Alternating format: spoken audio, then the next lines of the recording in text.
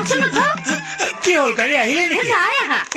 বস্তু এটা দেখুৱাবলৈহে আপোনাক পঠাইছো কি বস্তু চাওকচোন কি চাদৰ কি চাদৰ ভাল লাগিছে ন ভাল লাগিছে শুই থাকা কোৱা কি মানুহ এইটো ইমান অপৰাধী কাইলৈ গুৱাহাটীলৈ যাম নহয় সেইকাৰণে ভনীজনীৰ পৰা ভাল এখন চাদৰ লৈ আনিছো সেই বস্তুটো এতিয়া মাছ নিশাখন দেখুৱালে হয় নেকি শুই থাকাচোন এই টোপনি দেখোন নাহে চকুকেইটা মুদিলে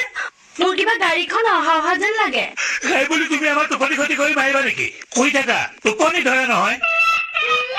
কৃষ্ণ